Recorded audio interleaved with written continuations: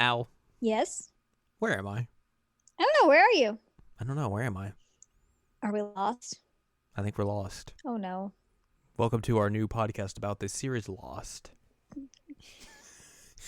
No, no. I Uh, I would jump that ship.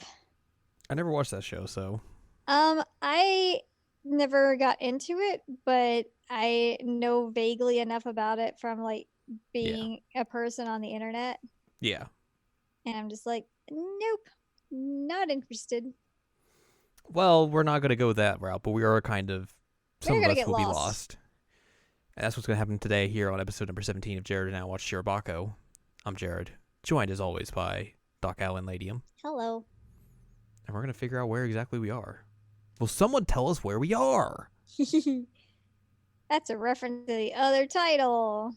Da da da da. Yay!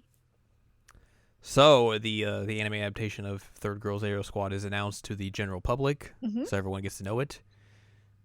They read some comments on the internet, which is always a great idea. Yeah, don't do that to yourself. Nightmares. They just hear all of like the bad comments, and it's like, please stop. Don't do that. Be kind. Be kind. Rewind. Oh my god. That's a reference that the children, the youths will not get. It's also a movie. It is also a movie. Yes, you are correct. Also, something the youths will not get, though. I watched that movie at like, it was like 2 or 3 in the morning, and I watched that movie, and I just like was.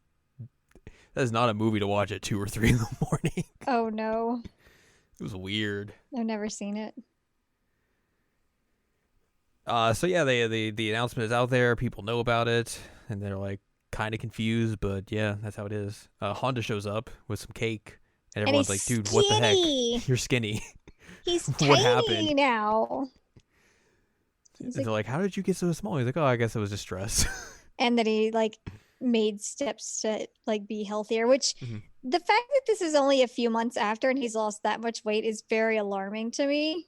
Yeah, Like I do know that it's just a show, but like if someone did that, because he had to have lost like 100 pounds or something, I would it's a say lot.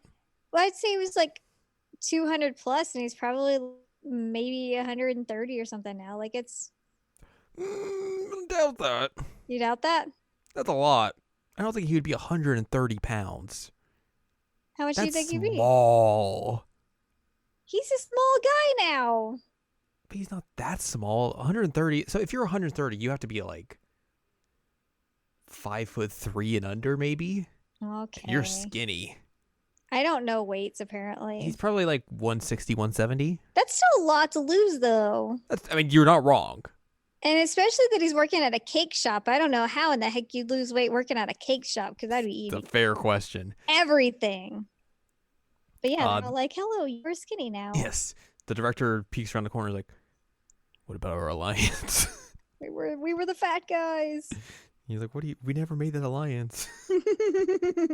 Have some cake. He's like, I have 2. Please.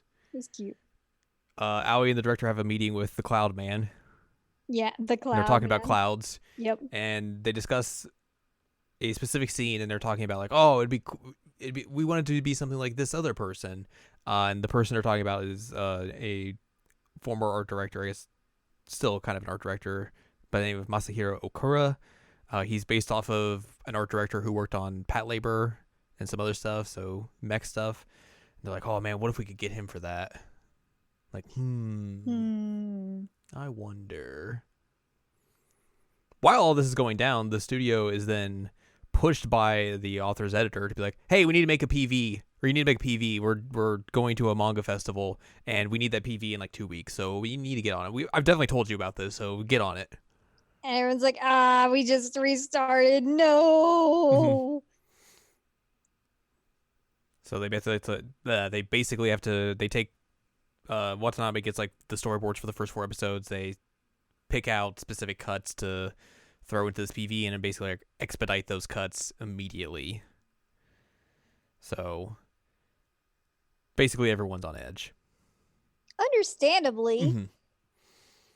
The newbies, the new girls, Tsubaki and Sarah, go off and have to tell people about this. The one that's like not into anime is just there because she liked the the location of the job is very much just like blunt about everything. Yeah. And it's just like, this is what we're doing.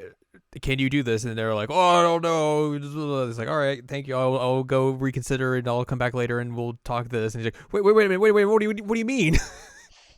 Like everyone is so used to just like having production assistants like go talk one way, and she just goes the complete opposite way, and just like, oh, I don't know how to handle this. uh, Emma has a conversation with the very nervous girl, Oh, I love her. and Sugi is like, "Hey, you two have been getting close. That's good. You know, it's nice to be able to teach someone new. It's going to help you in the long run as well. So it's a very beneficial thing to have happen." That's the old man. The old man, yes. That was cute. I loved her like efforts in communicating what she needed. Mm-hmm. Which I don't remember, was it this episode or the other episode where like at one point she's communicating and then like her little hair piece turns into This a is heart. later in this episode. Okay, it was so cute. Mm-hmm. Some of the other main girls, we get to see what they're up to. Misa is still working on some CG stuff. I think for this series in particular, she gets complimented on her wheels because that's what she had been doing for the past like 6 months. Mm-hmm. So she's like, "Oh, cool, that's good." Shizuka goes and works at a children's stage play where she has to fill in for the person who was in the mascot suit, and basically has to like figure out things on the fly very quickly because the children just like push her over immediately. Like I said, I've been in a mascot outfit before and Mhm. I have been knocked over by a child, and it is I pretty bet terrifying. children are terrifying. Yeah, children are terrifying. And the fact that they were like so riled up and booing beforehand, I'd be like, ah, Where's the pig? where's the pig with the weird nose? Yep. All the girls meet up at Midori's place and they have a little bit of a chat about what they've been doing and working on specifically. I like how like they when they basically text everyone about it is like meeting of the Don, Yep. which is real good. So they all just chat about, work and everything and experiences and how past experiences have helped them out and everything. All that fun stuff.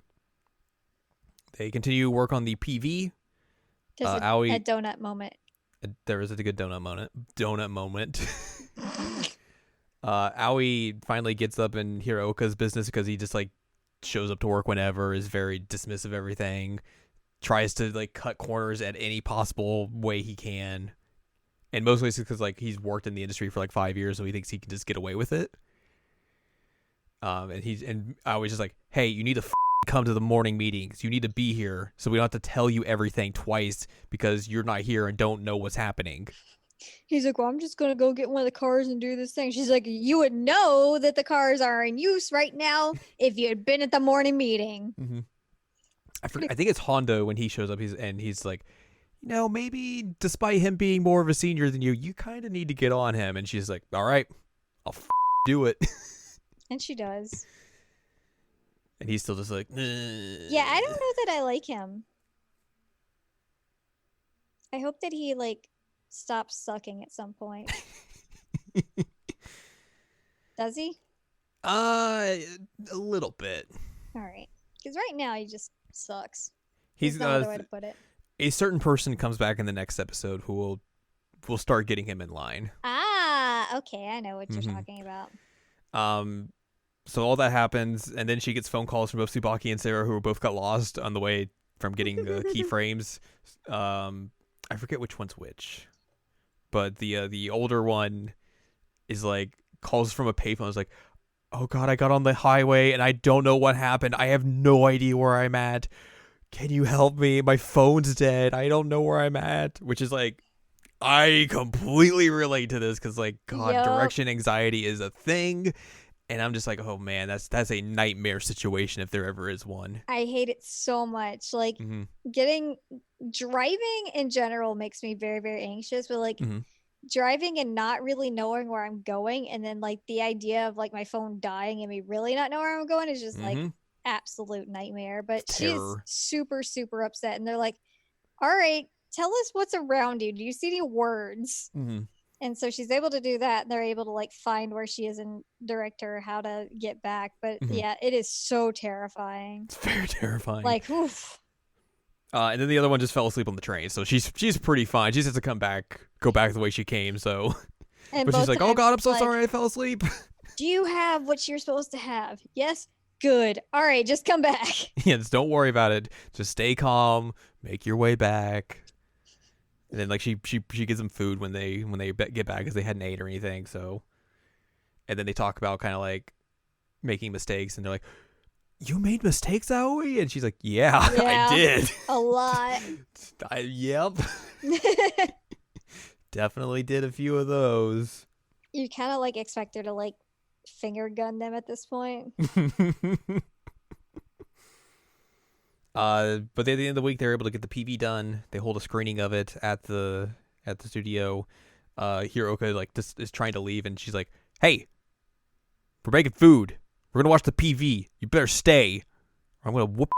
And he's like, "All right." There's this interesting thing that they do with like a water thing, and then they like grab noodles and like, "What are you doing? I want to do that. I really want to do that. That seems fun." Yeah, that's a staple of Japan. Is it? I've seen it in quite a few things before. So. Oh man, I want to do like a water slide with noodles. Yeah, it's pretty cool. Taro finds Hiroka at one point and is like, "Hey, we did it! We got through this. Here's some drink. We're gonna drink now. Yay!" Yay! Which that's also going to be one thing that's really gonna kind of at least alleviate his suckage, is that Taro's gonna try and like befriend him and like try and make him not suck as much. Good. Which is like, there's a good like, just I guess like you can kind of see a comparison between how those two act. It's like Hiroka thinks he knows everything, is a dumb and just kind of an while Taro is a dumb but knows he's a dumb. Yep. It just rolls with it. And I mean, he's actually like helpful. Yeah. Like I like him as a character. I think that he's like he's a dumb, but he's a nice one. Yeah. He genuinely tries and like really tries to do his job very well. But that is it for this episode. Well, yes and no. There is a scene on the rooftop where there's like a flyover and fireworks. Oh, right. And I texted you, and I really have decided that Aoi has schizophrenia. Because she has like delusions of things that are not there.